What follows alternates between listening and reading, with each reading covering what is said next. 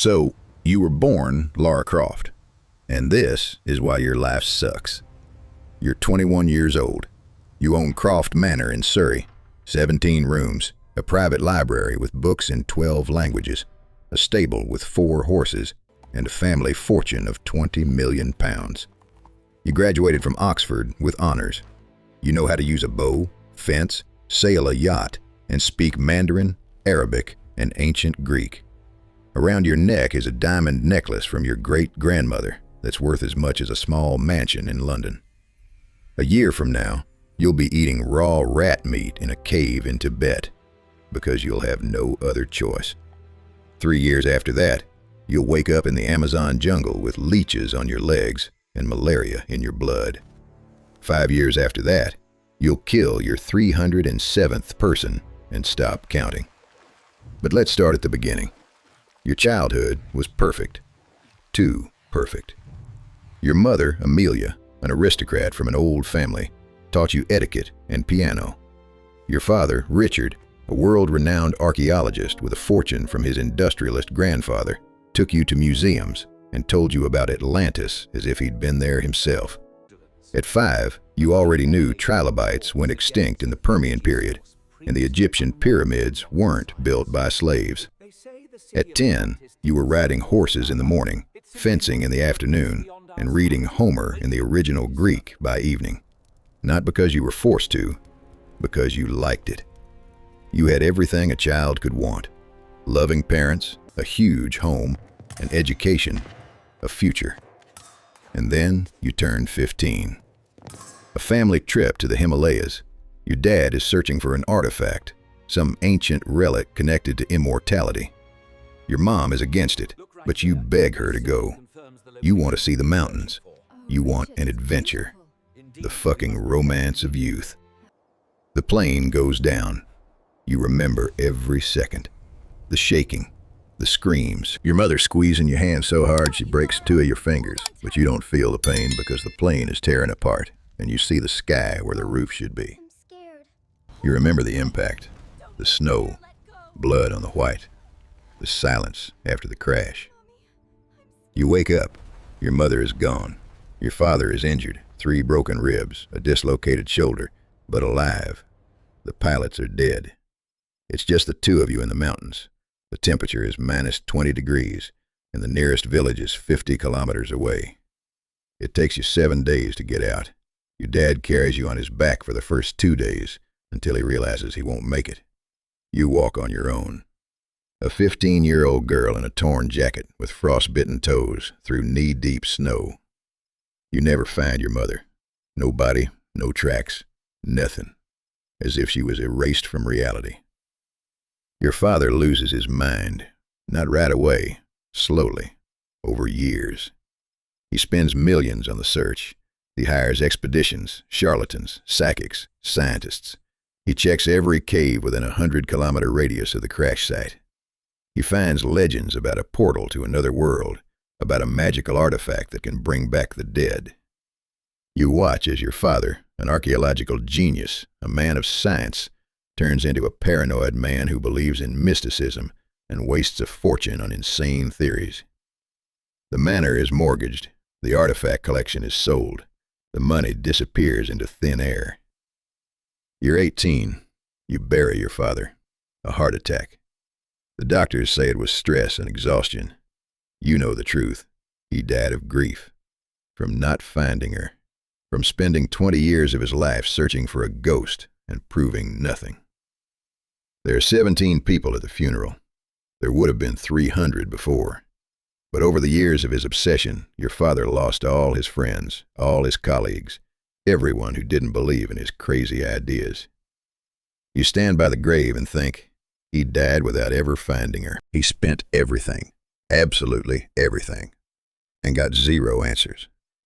And you decide, I won't be like him. I will find the truth. I will prove he was right, or that he was wrong, but I will know. This is the worst decision of your life. You're 21. You graduate from Oxford with a degree in archaeology and linguistics. You have a manor that's 80% mortgaged, the remnants of the family collection, and £200,000 in your bank account. It used to be 20 million. Your father spent the rest on his search. You organize your first expedition, the Dragon's Triangle, Japan, the island of Yamatai. According to legend, it holds the tomb of Queen Himiko, a shaman who could control the weather. Your father mentioned this place in his diaries. The connection to your mother's disappearance is vague, but you cling to any lead. The ship is the Endurance. The crew is 12 people. The budget is £120,000. That's half of what you have left. A storm breaks out of nowhere, waves the size of a 5-story building. The ship snaps in half. You're thrown into the water, hit your head on a piece of wreckage, and pass out. You wake up hanging upside down in a cave. Your hands are tied. A man with a knife is standing next to you, saying something in a language you don't know. This is Matthias, the leader of the Solari cult, who lives on this island and makes sacrifices to a storm goddess. You are his sacrifice. You manage to break free. You fall, break your wrist, but you run. Through the jungle, barefoot. For 7 days you hide, eat roots, drink rainwater from leaves. You find the rest of the crew. 6 of the 12 are alive. And then you're caught. Matthias interrogates you personally. He hits you, not hard, just enough to break your nose and knock out 2 teeth. He asks why you're here. You stay silent. He breaks the little finger on your left hand. You scream, but you don't talk. He leaves you with a guard, a big guy, about 45, a scar across his face. He unties you. He thinks you're weak. He thinks you're a victim. You kill him. It's your first kill. You're 21 years old. You strangle him with your bare hands. It takes 4 minutes, the longest 4 minutes of your life. You feel his neck crack under your fingers. You see his eyes glaze over. You hear his last gasp. And then you take his knife and run. You find the crew. You organize an escape. Matthias pursues you. You shoot the bow your father taught you to use as a child. You hit him, straight through the throat. Your second kill. You blow up Himiko's temple to stop a ritual. You parachute from 300 meters straight into a fire. You land, breaking 3 ribs. You crawl out. Of the 12 crew members, 4 survive. 8 are dead. Sam, your best friend, is psychologically broken. Jonah died in your arms from a gunshot wound. Roth burned to death in the temple. You escape the island on the wreckage of a yacht. Kill count, 27 people. You remember every one. For now, you're 21 years and 3 months old. You have PTSD, 3 broken ribs, knocked out teeth, a broken wrist and little finger, and scars from knife wounds on your back, stomach, and thighs. And you decide to continue. Because on that island, you found Himiko's diary. It mentions Kitezh, a city in Siberia where the divine source, which grants immortality, is hidden. The same legend your father was chasing. You spend your last £100,000 on an expedition to Siberia. It happens again and again. Siberia, you find the source, and you blow it up so Trinity, a paranoid organization hunting for artifacts, can't get it. Kill count, plus 90. You fall off a glacier, breaking your collarbone. Mexico, you search for the dagger of Ixchel. You find a Mayan tomb and flood it to stop an apocalypse. Kill count, plus 120. A piece of rebar impales you through the abdomen. You pull it out yourself and stitch the wound with thread from your backpack. You now have a scar 2 fingers wide across your stomach. Peru, an Incan temple. You fall into a chasm. Water saves you, but the impact from 40 meters breaks your pelvis. 3 months of recovery. Kill count, plus 80. Let's count your injuries over a 10-year career. Fractures, 47. Ribs, collarbones, wrists, fingers, nose, pelvis, ankles. Some bones have been broken 3 times. Your right collarbone never healed properly. You feel it grind every time you raise your arm. Gunshot wounds, 12. Shoulder, thigh twice, calf, abdomen, arm. One bullet is still lodged in your shoulder blade. Doctors said it was too dangerous to remove. You're carrying a 9mm piece of lead inside you. Knife wounds, 8. Back, side, thigh, arm. One cut across your forearm severed a tendon. The hand only works at 80%. Burns, 2nd degree on 20% of your body from an explosion in Syria. 3rd degree on your foot from stepping on hot coals in Africa. Drowning, clinically dead 4 times. Twice in the ocean, once in a river, once in a flooded tomb. Your record for holding your breath? 4 minutes and 40 seconds. You know what it feels like when your lungs burn and water fills your mouth, nose, and throat. Falls, more than 20 from heights over 10 meters. Water, snowdrifts, and blackberry bushes saved you. Once you were less lucky, fell on rocks, got a concussion, and had amnesia for 3 weeks. Hypothermia, 5 critical cases. Alaska, the Himalayas twice, Antarctica, Siberia. 3rd degree frostbite on your toes. 2 toes on your right foot have lost feeling forever. Heat stroke, Egypt, Mexico. Temperatures over 50 degrees Celsius. Dehydration, hallucinations. Poisons and infections. Malaria 3 times. Cholera, dysentery, snake bite twice, spider bite once. Blood poisoning 4 times. Your body is a map of your failures. Every scar, every improperly healed fracture, every bullet hole is a story of how you almost died. 41 times. You counted. You wake up at 4 every morning, not to an alarm, to nightmares. You see Matthias breaking your finger. You see Jonah dying. You see the faces of the people you've killed. You remember the 247th one especially well. A boy, about 18, a Trinity soldier. He shot at you. You shot back, hit him in the throat. He choked on his own blood for 5 minutes as he died. After the 300th, you stopped counting. Not because you forgot, because the number became too big to live with. You sleep with a pistol under your pillow, an HK-USP, .45 caliber, 17 rounds in the magazine, 1 in the chamber. You check it every night. Disassemble, clean, reassemble. It's a ritual. It helps you calm down. Friends? You had friends. Sam killed herself 2 years after Yamatai. Hanged herself in the bathroom. Left no note.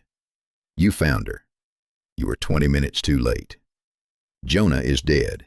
Roth is dead. 8 more people from various expeditions. Some killed, some died of disease. One took his own life, like Sam. You bring death. That's not a metaphor. It's a statistic. The survival rate for people on your expeditions is 37%. You recruit teams, lead them into tombs, jungles, and deserts, and more than half don't come back. You stop taking people with you. You work alone now. It's safer for them.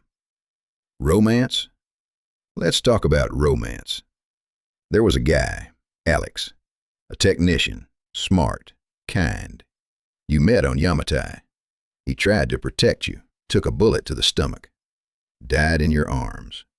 You tried to apply pressure to the wound, but the blood flowed through your fingers, warm, sticky, and you couldn't stop it. There was a second one, Carter, a mercenary, a cynic. He understood your work. You dated for a year and a half. He suggested you quit, move away, live a normal life. You said no. He left. You don't blame him. There was a third. The name doesn't matter. He died. They all die. You've realized you are toxic. Anyone who gets close to you gets a bullet, a knife, poison, an explosion. You are a walking curse. So there is no romance. There is only loneliness. A cold bed in cheap hotels. Sex, sometimes, with strangers whose names you don't remember. Not for pleasure. To feel like you're still alive, still human. Family? What family? Your mother is dead. Her body was never found. Officially, she's missing. You know she's dead. No one survives 20 years in the Himalayas. Your father is dead, buried next to your great-grandmother in the family crypt, which you're about to lose too because you can't pay for its upkeep. Relatives? Distant cousins who don't speak to you because you're a disgrace to the family name. Aristocrats don't raid tombs and kill people. You have no family. You have ghosts. Now, let's talk about money. Croft Manor is 90% mortgaged. The bank is being patient because you're an aristocrat, but their patience is running out. 2 more years of non-payment and you'll be evicted. Expeditions cost upwards of £50,000. Tickets, equipment, bribes for officials, hiring guides. Your income? 0. You find artifacts worth millions, daggers, crowns, statues. And what do? You donate them to museums for free. Because your father taught you artifacts belong to humanity, not private collections. It's a principle. Your idiotic, suicidal principle. You're a millionaire on paper. In reality, your bank account has £243 and 16 pence. That's enough to live on for 2 weeks in London, or for 3 days on an expedition in the Amazon. You've been wearing the same jacket for 7 years, faded, torn, patched in 20 places. Your boots are on their 3rd season. Your backpack is older than you are. You got it from your dad. You eat twice a day, sometimes once. Canned food, crackers, whatever is cheap and lasts a long time.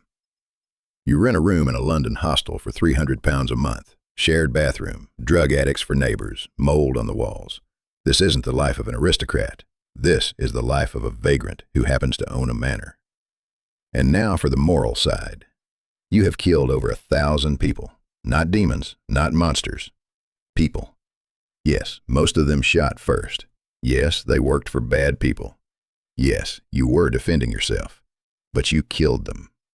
You remember how a human body reacts when a 9mm bullet enters it. You remember the sound a skull makes when it cracks from an axe blow. You remember the smell of burning flesh.